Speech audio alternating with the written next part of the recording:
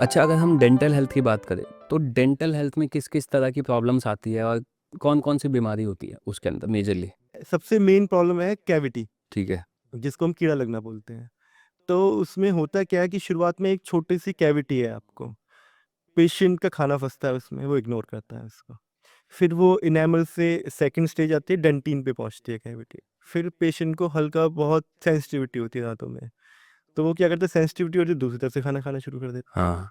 फिर उसके बाद उसको कभी पेन होता है, तो उसको इग्नोर करता है, पहले केमिस्ट के पास जाएगा, दवाइयाँ लेगा, पेन सबसाइड हो गया, फिर घर पे बैठा हुआ है। फिर जब प्रॉब्लम बहुत ज़्यादा बढ़ जाएगी, पस हो गया या फिर बहुत ज़्यादा पेन हो गया कि रुका ही नहीं जा रहा, फिर वो आता है डेंटिस्ट के पास। कई बार इतनी देर हो जाती है कि हम दाँत को बचा ही नहीं पाते, एक्सट्रैक्शन करनी पड़ती है, उस दाँत को निकालना पड़ता है। इसलिए अर्ली डिटेक्शन के लिए आपको हर 6 महीने में, अगर 6 महीने में नहीं भी जा सकते, तो साल में तो 1 बार आपको डेंटिस्ट के पास जाना चाहिए।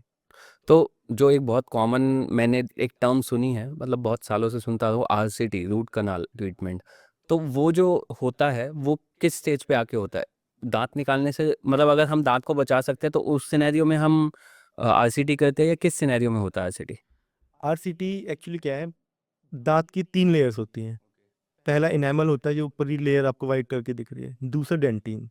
तो डेंटिन पे जब आपकी कैविटी पहुँचती है, तो आपको सेंसिटिविटी होना शुरू होती है। वहाँ तक भी हम फिलिंग से दाँत को बचा सकते हैं। लेकिन डेंटिन से आगे जब पल्प, जो नसें होती हैं दाँतों की, उस पे इन्फेक्शन पहुँच जाता है, तो उसके बाद हमें रूट कैनाल ट्रीटमेंट करके उस दाँत को बचा सकते हैं। फिर उस पे कैपिंग कर सकते हैं। ओके।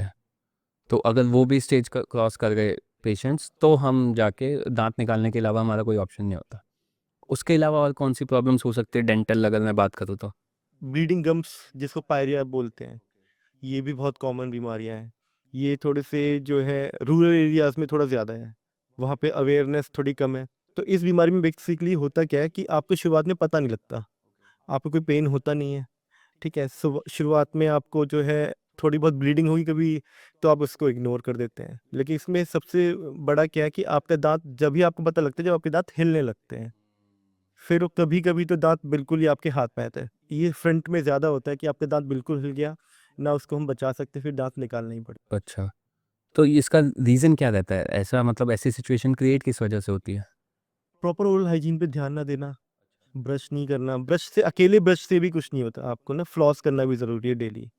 जो आपके दाँत हैं, आगे से, पीछे से, ये तो साफ़ हो जाएँगे। जहाँ 2 दाँतों के कॉन्टैक्ट्स बने हुए हैं, उसके बीच में से आपके दाँत साफ़ नहीं होते हैं। उसके लिए फ्लॉस, जो धागा आता है, उस फ्लॉस करना भी आपको ज़रूरी है।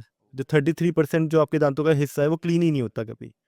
ब्रश में आप एडवर्टाइज़मेंट में देखते हैं, दाँतों के बीच में घुस जाता है, नहीं घुसता, वो फ्रंट से और अंदर से। वो पागल बनाने की स्कीम है कि बस नहीं, पागल बनाने की स्कीम नहीं है, लेकिन वो थोड़ा अच्छा दिखता है कि वो ब्रश एकदम ऐसे-ऐसे कोनों में घुस रहा है, लेकिन आपको फ्लॉस यूज़ करना चाहिए। यूज़ करना चाहिए, ओके।